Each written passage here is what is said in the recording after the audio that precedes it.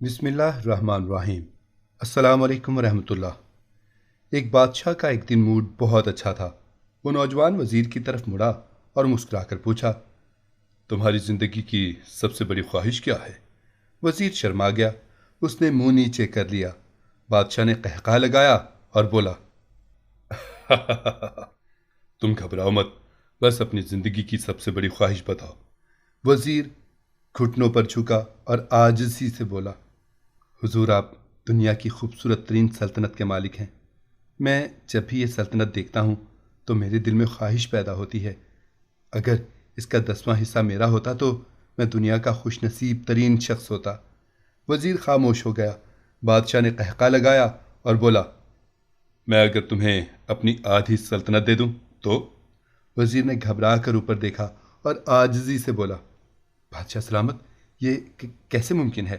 میں اتنا خوش قسمت کیسے ہو سکتا ہوں؟ بادشاہ نے فوراً احکامات لکھنے کا حکم دیا۔ بادشاہ نے پہلے حکم کے ذریعے اپنی آدھی سلطنت نوجوان وزیر کے حوالے کرنے کا فرمان جاری کر دیا۔ دوسرے حکم میں بادشاہ نے وزیر کا سر قلم کرنے کا آرڈر دے دیا۔ وزیر دونوں احکامات پر حیران رہ گیا۔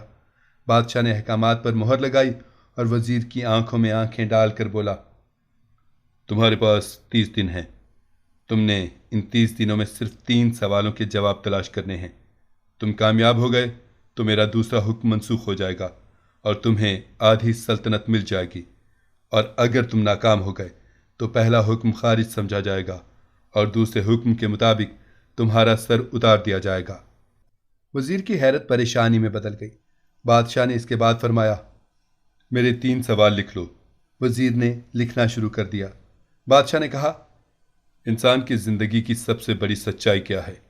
وہ رکا اور بولا، دوسرا سوال، انسان کی زندگی کا سب سے بڑا دھوکہ کیا ہے؟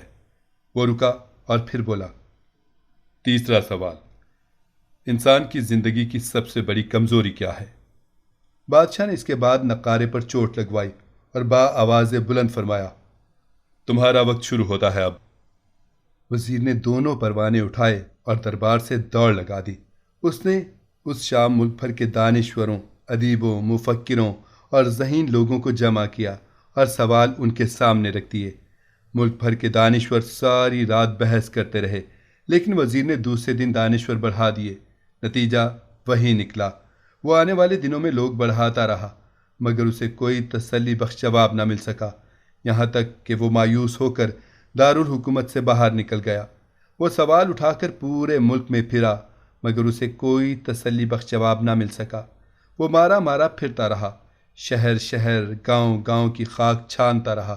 شاہی لباس پھٹ گیا، پگڑی ڈھیلی ہو کر گردن میں لٹک گئی، جوتے پھٹ گئے اور پاؤں میں چھالے پڑ گئے، یہاں تک کہ شرط کا آخری دن آ گیا۔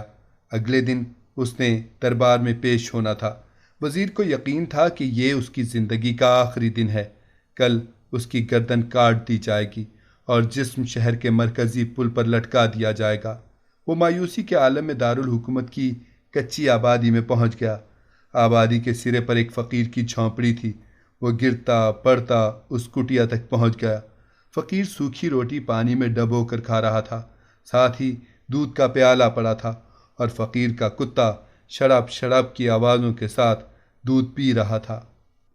فقیر نے وزیر کی حالت دیکھی، قہقہ لگایا اور بولا، جناب عالی، آپ صحیح جگہ پہنچے ہیں، آپ کے تینوں سوالوں کے جواب میرے پاس ہیں۔ وزیر نے حیرت سے اس کی طرف دیکھا اور پوچھا، آپ نے کیسے اندازہ لگا لیا میں کون ہوں اور میرا مسئلہ کیا ہے؟ فقیر نے سوکھی روٹی کے ٹکڑے چھابے میں رکھے، مسکرایا، اپنا بوریا اٹھایا اور وزیر سے کہا، یہ دیکھیے، آپ کو بات سمجھ آ جائے گی۔ وزیر نے جھک کر دیکھا، بوریے کے نیچے شاہی خلعت بچھی ہوئی تھی۔ یہ وہ لباس تھا جو بادشاہ اپنے قریب ترین وزراء کو عنایت کرتا تھا۔ فقیر نے کہا، جناب عالی، میں بھی اس سلطنت کا وزیر ہوتا تھا۔ میں نے بھی ایک بار آپ کی طرح بادشاہ سے شرط لگانے کی غلطی کر لی تھی، نتیجہ آپ خود دیکھ لیجئے۔ فقیر نے اس کے بعد سوکھی روٹی کا ٹکڑا اٹھایا اور دوبارہ پانی میں ڈبو کر کھانے لگا۔ وزیر نے دکھی دل سے پوچھا، کیا آپ بھی جواب تلاش نہیں کر سکے تھے؟ فقیر نے قہقہ لگایا اور جواب دیا، میرا کیس آپ سے مختلف تھا۔ میں نے جواب ڈھونڈ لیے تھے۔ میں نے بادشاہ کو جواب بتائے، آدھی سلطنت کا پروانہ پھاڑا، بادشاہ کو سلام کیا اور اس کٹیا میں آ کر بیٹھ گیا۔ میں اور میرا کتا دونوں مطمئن زندگی گزار رہے ہیں۔ وزیر کی حیرت بڑھ گئی، لیکن یہ سابق وزیر کی حماقت کے تجزیے کا وقت نہیں تھا، جواب معلوم کرنے کی گھڑی تھی۔ چنانچہ وزیر اینکر پرسن بننے کے بجائے فریادی بن گیا اور اس نے فقیر سے پوچھا، کیا آپ مجھے سوالوں کے جواب دے سکتے ہیں؟ فقیر نے ہاں میں گردن ہلا کر جواب دیا، میں پہلے 2 سوالوں کا جواب مفت دوں گا، لیکن تیسرے جواب کے لیے تمہیں قیمت ادا کرنی ہوگی۔ وزیر کے پاس شرط ماننے کے سوا کوئی آپشن نہیں تھا۔ اس نے فوراً ہاں میں گردن ہلا دی۔ فقیر بولا، دنیا کی سب سے بڑی سچائی موت ہے۔ انسان کوئی بھی ہو، کچھ بھی ہو، وہ اس سچائی سے نہیں بچ سکتا۔ وہ رکا اور بولا، انسان کی زندگی کا سب سے بڑا دھوکہ زندگی ہے۔ ہم میں سے ہر شخص زندگی کو دائمی سمجھ کر اس کے دھوکے میں آ جاتا ہے۔ فقیر کے دونوں جواب ناقابل تردید تھے۔ وزیر سرشار ہو گیا۔ اس نے اب تیسرے جواب کے لیے فقیر سے شرط پوچھی۔ فقیر نے قہقہہ لگایا، کتے کے سامنے سے دودھ کا پیالہ اٹھایا، وزیر کے ہاتھ میں دیا اور کہا، میں آپ کو تیسرے سوال کا جواب اس وقت تک نہیں دوں گا جب تک آپ یہ دودھ نہیں پیتے۔ وزیر کے ماتھے پر پسینہ آ گیا۔ اس نے نفرت سے پیالہ زمین پر رکھ دیا۔ وہ کسی قیمت پر کتے کا جھوٹا دودھ پینا نہیں چاہتا تھا۔ فقیر نے کندھے اچکائے اور کہا، تمہارے پاس اب 2 راستے ہیں، تم انکار کر دو اور شاہی جلاد کل تمہارا سر اتار دے گا، یا پھر تم یہ آدھ پاؤ دودھ پی جاؤ اور تمہاری جان بھی بچ جائے گی اور تم آدھی سلطنت کے مالک بھی بن جاؤ۔ فیصلہ بہرحال تم نہیں کرنا ہے۔ وزیر مخمصے میں پھنس گیا۔ ایک طرف زندگی اور آدھی سلطنت تھی اور دوسری طرف کتے کا جھوٹا دودھ تھا۔ وہ سوچتا رہا یہاں تک کہ جان اور مال جیت گئے اور سیلف رسپیکٹ ہار گئی۔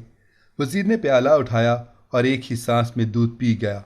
فقیر نے قہقہہ لگایا اور بولا، میرے بچے، انسان کی سب سے بڑی کمزوری غرض ہوتی ہے، یہ اسے کتے کا جھوٹا دودھ تک پینے پر مجبور کر دیتی ہے، اور یہ وہ سچ ہے جس نے مجھے سلطنت کا پروانہ پھاڑ کر اس کٹیا میں بیٹھنے پر مجبور کر دیا تھا۔ میں جان گیا تھا، میں جوں جوں زندگی کے دھوکے میں آؤں گا، میں موت کی سچائی کو فراموش کرتا جاؤں گا، اور میں موت کو جتنا فراموش کرتا رہوں گا، میں اتنا ہی غرض کی دلدل میں دھنستا جاؤں گا، اور مجھے روز اس دلدل میں سانس لینے کی غرض سے غلیظ دودھ پینا پڑے گا۔ لہٰذا میرا مشورہ ہے، زندگی کی ان تینوں حقیقتوں کو جان لو، تمہاری زندگی اچھی گزرے گی۔ وزیر خجالت، شرمندگی اور خود ترسی کا تحفہ لے کر فقیر کی کٹیا سے نکلا اور محل کی طرف چل پڑا۔ وہ جوں جوں محل کے قریب پہنچ رہا تھا، اس کے احساس شرمندگی میں اضافہ ہو رہا تھا۔ اس کے اندر ذلت کا احساس بڑھ رہا تھا۔ وہ اس احساس کے ساتھ محل کے دروازے پر پہنچا۔ اس کے سینے میں خوفناک ٹیس اٹھی۔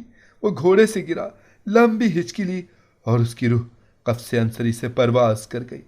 ہمیں کسی دن کسی ٹھنڈی جگہ پر بیٹھ کر زندگی کے ان بنیادی سوالوں پر ضرور غور کرنا چاہیے۔